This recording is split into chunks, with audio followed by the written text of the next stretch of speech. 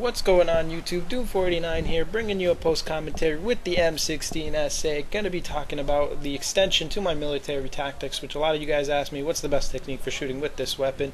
And first thing off, you guys want to know the winner of the contest, of the 1000 subs contest, and there he is. That's the winner.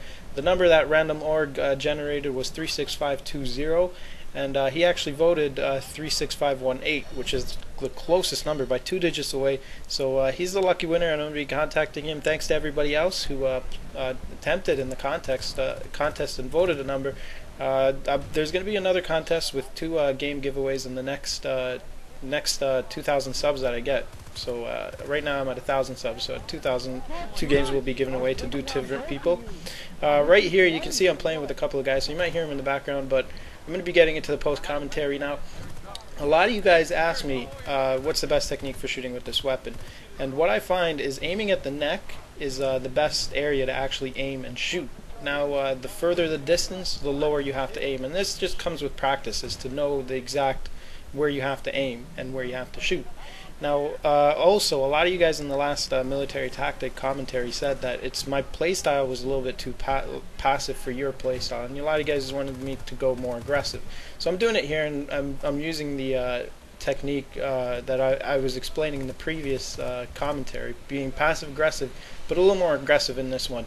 But at the same time, I'm using my environment. You're going to see 2 things here. One, I'm going to be explaining how to properly use the weapon, and number 2 is using the environment really well. And what I like to use is shadows a hell of a whole lot, and also use my environment. You can see how I always go to the far flank. If you look at the mini-map, I'm always keeping an eye on how far the shadow is between the map before I get in the out-of-bounds zone to the inbound zone. And you always want to stay around the perimeter of that, because then you know you only have to worry about the inbound zone rather than the out-of-bound. And then you really don't have to worry about getting shot from your back or anything of that. Now, I'm going to be talking about the weapon now, and what you want to do is, like I said, aim around the neck, but the further the distance, you aim more towards the chest. Now, some guys might say that taking short bursts with the weapon is probably the best, but I'm one of those guys that say if you spray and pray, it's a bad idea. But with this weapon, since it's already on burst, if you actually click really fast, it's bursting really fast. So the more bullets you take off, the better. Now, the downside to this is I am using magnum ammo, and what ends up happening is the recoil to the shot ends up being really strong. So you have to really be ready for controlling that recoil. And right there, you just saw a noob tube that didn't even register, so I just did a flying knife to the guy.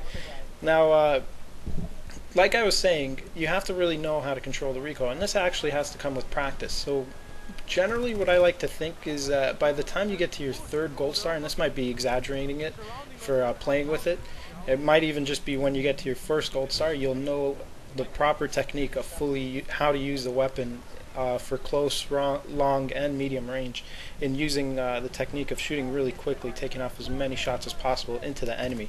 And you'll see right here, what we ended up doing was, for this map, the flank we were going for is a far right flank and a far left flank. Now the far left flank was lacking, and I was going on the far right flank initially, and then we ended up getting taken out, so I decided I had to go on the far left flank and take out the guys on the mountain straight ahead. And you can see right here the technique I'm using. And what I do is, like I said, use your environment and the shadows. I am in an area full of a pretty good shadow, and the way I do it is, you guys actually saw there that a sniper, or actually some guys, were hitting me. And what I did was I took a shot off, crouched, peeked up again, and took another shot off. And right there is just fully me listening for guys around me. I'm listening for that sound that they make, and I just turn around quick, picking them. And you can see here I'm just getting guys left and right, knifing them as much as I can. Quick, there's a noob knife that didn't register, but I finally got him. And yeah, pretty much you want to just, you can see right there the whole bursting technique. Now that's not to say that you should take a full out spray and, like right there, look at that, that's a whiff, right, see, complete whiff. Shouldn't have even had that whiff happening. So what I'm trying to say is, it does take a lot of practice with the weapons, but you'll end up finding your right groove to the weapon, and knowing it'll pretty much burn in, and you'll know when the best time is to shoot really quickly and when the best time is to actually take your time with the shots. And right there you can see I'm aiming more lower to the chest and taking off more shots and controlling the recoil at the same time, taking that guy out. Again, seeing guys and taking them out. Now the whole time as I'm doing this, I do have to keep reloading, so that's the downside to shooting off your bullets really quickly, because this weapon, when you shoot quick with it, it'll eat your bullets quick as heck.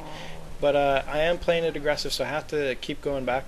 But the thing I was trying to say is also I laid the cover for my team to get in, so I was more of a passive on that side, giving them the cover to get into the sites, and they actually got it. Now this part here, what I wanted to show you guys is more for knowing your environment.